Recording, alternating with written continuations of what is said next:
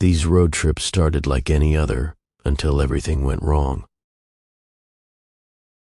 So this happened to me last fall, and I haven't told many people because I still don't really believe it myself.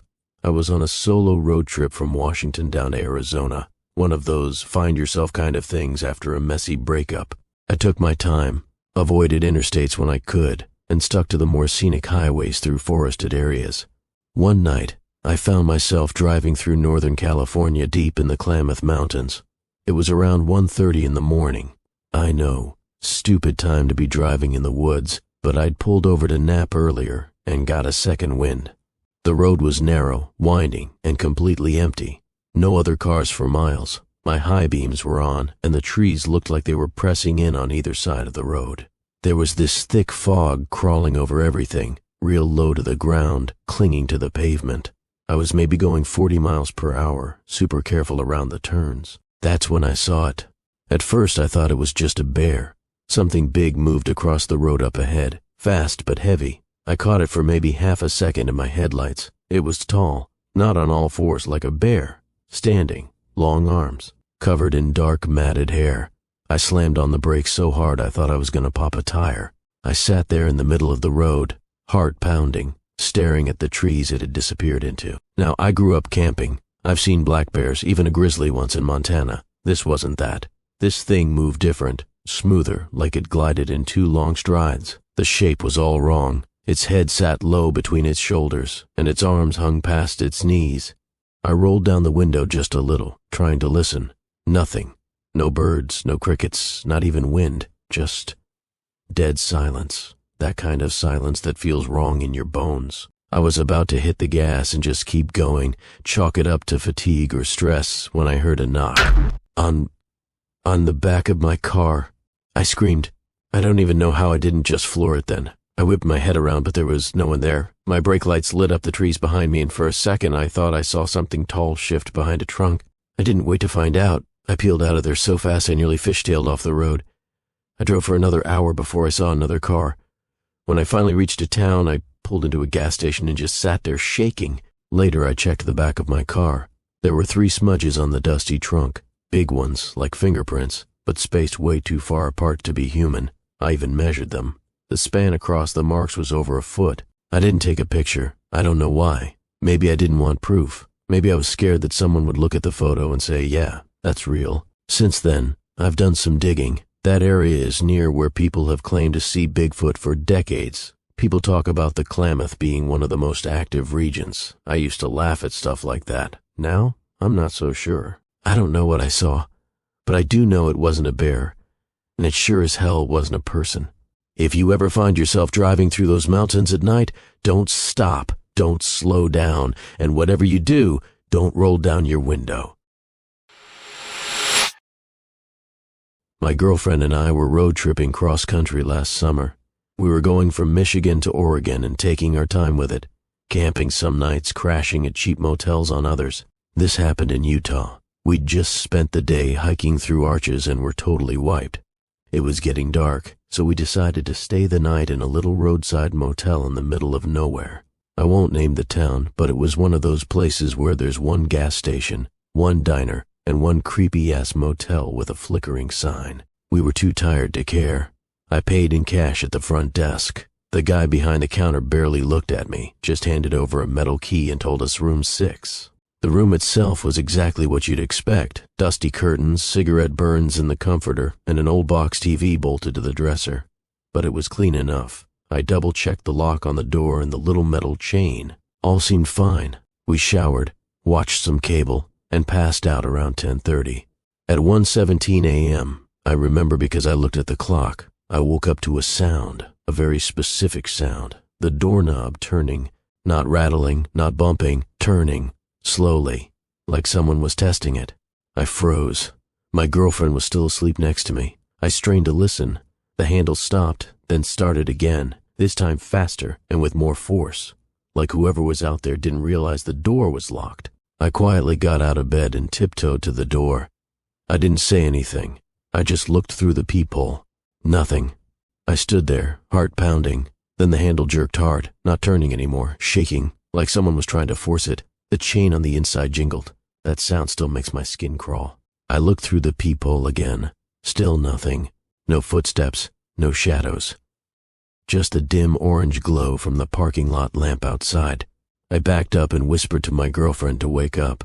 She was groggy, confused. I told her someone was trying to get in. She looked at me like I was crazy until the knock came. 3 slow knocks, then silence. I whispered, "Who is it?" No answer. We didn't move. We just stood there staring at the door. Then the scratching started, low on the door, near the bottom, like someone was dragging something sharp across it.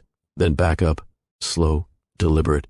I ran to the window and peeked through the curtain. Nothing. The parking lot was empty, not a single soul out there. But I could still hear the scratching on the door behind me. I had this awful feeling, like if I opened the curtain any wider, someone's face would be right there staring back. I told my girlfriend to grab her stuff and we started packing as quietly as we could. We kept the lights off. I didn't want whoever it was to know we were awake. Then we heard footsteps on the roof. Heavy, slow, as if someone was walking directly above us. She looked at me and mouthed, "What the fuck?" I grabbed my keys and said, "Screw it, we were leaving." I flung the door open fast, hoping to catch whoever it was off guard, but no one was there. The parking lot was empty. The only sound was a flickering light buzzing over our car. We ran for it. I didn't even check out. I peeled out of there so fast I left tire marks. We didn't stop driving until we hit a bigger town 2 hours later. That morning, I noticed something. On the bottom corner of the motel room door, on the outside, there were deep, vertical scratches in the paint. 4 of them, like claws. I don't know if it was a stalker, a drugged-out lunatic, or something else, but I swear, I never heard anyone walk away. No footsteps, no car, nothing. It's like whoever was outside that door just disappeared.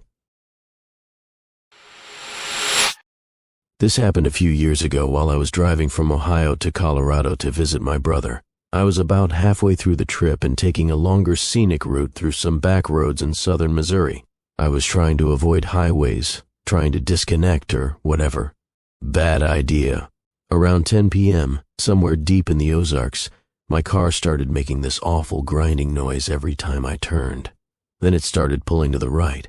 I pulled over onto the shoulder of this narrow, wooded road with 0 lighting and barely enough cell service to load a map. Eventually, the car just refused to move. I couldn't get it to reverse, couldn't even pop it into neutral without a terrible metal-on-metal sound. I was stranded. It was pitch black out there. No houses, no passing cars, just my headlights dimming slowly while I sat in the silence and tried to call for help. By some miracle, I got just enough signal to call a tow truck. Guy said he was 45 minutes away, told me to stay in the car with the doors locked. I said sure, no problem. But after 20 minutes of just sitting there in the dark with nothing but that awful tree line around me, I got out to stretch my legs. I know, dumb. But the silence was getting to me. I walked a few feet down the side of the road just to move around a bit. That's when I noticed it. One of the trees, right on the edge of the forest, had carvings on the trunk. At first I thought it was initials or old graffiti, but when I got closer, I realized it was something else entirely. There were symbols, circles with intersecting lines, spirals, shapes that almost looked like eyes, and deeper in the bark, etched with something sharp, was what looked like an animal skull. A deer, maybe? I took a photo with my phone, but the flash lit it up in this weird way that made me feel watched. I decided to head back to the car. But then, I saw the lights. Not from a car, these were flickering, orange and dim, like torches. I crouched behind a bush at the edge of the trees and watched, heart thudding. Out in the woods, maybe 100 feet in, I saw figures. They moved in a slow circle around a small clearing, all dressed in dark robes or cloaks, hoods up. There were 5 of them. 1 held a lantern, 2 held torches, 1 was dragging something behind them, a shape that flopped limply. I thought it was a person. I almost called out, but when they brought it into the firelight, I saw it was a deer, alive, struggling weakly, legs bound. The figure in front took out a long curved blade. They knelt beside the deer and said something I couldn't hear what, but it sounded rhythmic, like chanting. Then they slit its throat. I swear I felt the heat drain from my body like a switch flipped. I was frozen there, just watching this horrible thing happen in the middle of nowhere. They held the deer up, let the blood spill onto the dirt. Then they started smearing it on the trees on the same carvings I'd seen earlier, and that's when one of them stopped, stood up, and looked directly at me. I didn't move. I didn't breathe. They turned and said something to the others, and all 5 of them suddenly turned to face where I was hiding. One lifted a torch and started walking toward me. I ran! I ran harder than I've ever run in my life, straight back to the car. I could hear them behind me, branches snapping, leaves crunching, maybe 6 or 7 footsteps now. More than I saw before. Just as I broke through the tree line, I saw headlights. The tow truck was there. The driver was crouched next to my car, hooking it up. I must have looked like a maniac, sprinting out of the woods at full speed, screaming, "Go, go, go, go!" He jumped up, startled. I slammed into the passenger seat and locked the doors. "Dude, what the hell's going on?" he asked. I just yelled, "Go now!" He didn't ask again. He unhooked something, jumped in the truck, and we peeled out of there with my car still hitched behind us. I looked out the back window. Nothing. No figures. No torches. Just trees. I told the guy a bear chased me or something. He clearly didn't believe me, but I think he could tell I was scared out of my mind. We didn't talk the rest of the drive. When we got to the auto shop, I checked the photos I took of the carvings. Every photo was corrupted, just gray static with weird streaks of red. The next day I tried to find the road again on Google Maps. I know roughly where it was, but I swear I can't find that exact stretch. It's like it doesn't exist. I still think about those people, that deer, the way they all turned to face me in unison. If my car had broken down just 10 minutes deeper into the woods, I don't think I'd be here to write this. I've never posted here before, but after reading some of the stories, I figured this might be the only place where people won't call me insane. This happened last year. My buddy Mark and I were driving from San Diego to Austin. We had a few days off work and wanted to do a classic guy's road trip. Music up, windows down, fast food every few hours. We were doing fine until we hit a long, lonely stretch of highway somewhere in West Texas, past Marfa. Just endless desert on both sides and the sun starting to dip low. We hadn't seen another car in over an hour when we spotted someone standing at the side of the road, a hitchhiker. He was facing away from us, thumb out, wearing dark clothes and a big backpack. Looked like he'd been walking a while, jeans dirty, long hair tied back, skin sunburnt. Mark slowed down automatically. I said, "Dude, maybe don't. This is how horror movies start." He laughed and said, "He's just a guy. It's the desert. He might die out here." I didn't argue, but I felt uneasy. We pulled over, and the guy jogged up to the window. He didn't say much, just asked where we were headed. Mark told him we could take him as far as Fort Stockton. The guy nodded, said, "That'll do," and climbed into the back seat. Here's the thing. From the second he got in, the car felt off, colder, even though it was still 95 degrees outside. The air smelled faintly of something metallic, like pennies. He didn't talk much. When he did, his voice was flat and quiet, like he had to think about each word before saying it. Mark tried small talk. "Where you headed?" The guy answered, "Nowhere you'd know." "Coming from California?" He shook his head. "Further." I turned around once to get a better look at him. His eyes were strange, way too pale, almost gray, and they didn't seem to focus right. He'd blink, but his gaze wouldn't change direction, like he was watching something far away. Then he smiled, but not at me, past me, out the window. After about 20 minutes, he asked if we could pull over so he could pee. Mark stopped the car on a dirt pullout. The guy got out and wandered towards some scrubby brush. That's when I said, "We need to go, right now." Mark looked at me like I was crazy, but I was dead serious. I told him something about that guy felt wrong. Not dangerous, just not right. But before we could even finish talking about it, the guy came back, fast, like he hadn't gone far at all, except his backpack was gone. He got in without a word. We didn't ask. That's when the weirdest part happened. As we kept driving, the landscape started changing, slowly at first. Fewer road signs. The pavement got rougher. Then we passed a gas station that looked completely abandoned, old, rusted out, with a sign swinging in the wind even though the air was dead still. I said, "I don't remember this on the map." Mark agreed. We hadn't turned off, but it looked like we were driving into a part of the state that wasn't even on the GPS. Then the guy leaned forward and said calmly, "You took the wrong road." Mark asked, "What do you mean?" He replied, "The turn came an hour ago. You didn't see it." We both stared at each other, confused. We hadn't turned at all.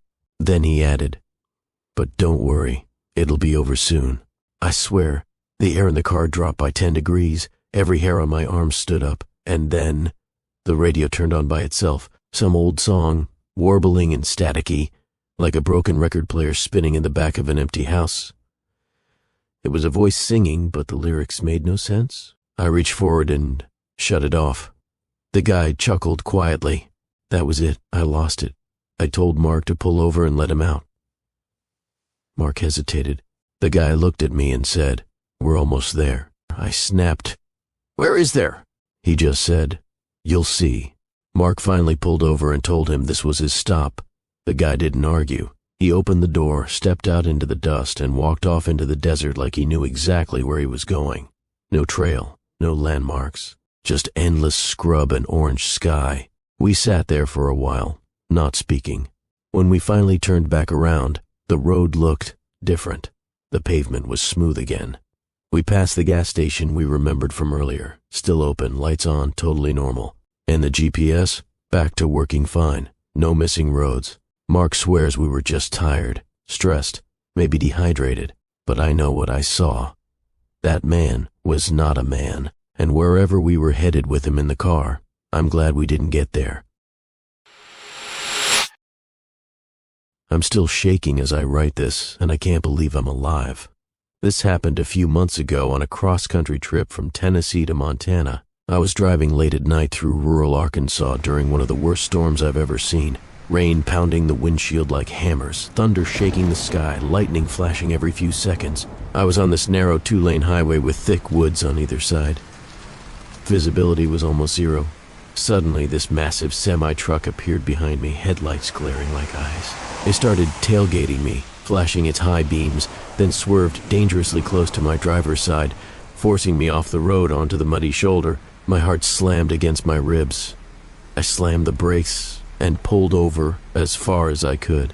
The truck slowed down and then impossibly stopped behind me. I sat there soaked and terrified when I saw the truck's driver get out. He was huge, wearing a greasy cap and a stained raincoat, his face barely visible in the storm. I locked my doors. Just when I thought it couldn't get worse, I saw a dim sign in the distance, gas. A flickering neon light barely hanging on. I had no choice. I needed shelter and to calm down. I drove the 2 miles to the truck stop, skidding through puddles, and parked under the flickering yellow light. The building looked abandoned. Rotten wood, boarded windows, peeling paint, and a faded sign swinging in the wind. The rain was deafening as I dashed inside. The place was dark and smelled of mold and old smoke. The power was working, just barely, and the only other person inside was an older man behind the counter. He introduced himself as Jensen. I told him about the truck and the driver who tried to run me off. He smiled, but it didn't reach his eyes. Those boys out on the road don't take kindly to strangers. I asked if I could just sit and wait the storm out. He nodded and offered to check under the hood of my car to make sure it was okay after the skidding. Relieved, I handed him the keys. Big mistake. About 10 minutes later, the lights flickered violently and then blackout. The place went completely dark, except for lightning flashes outside. Suddenly, the sound of heavy boots on the wooden floor echoed toward me. I tried calling out, but my voice caught in my throat.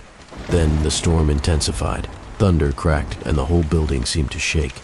I heard the back door slam. Then the footsteps stopped.